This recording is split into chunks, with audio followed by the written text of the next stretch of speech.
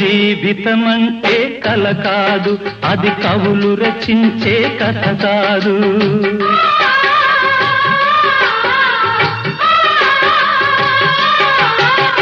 జీవితమంటే కల కాదు, అది కవులు రచించే కథ కాదు. కనుమరుగైనది సిరి కాదు, అది మనదని తలచుట సరికాదు.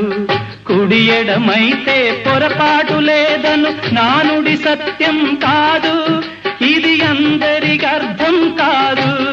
ఓ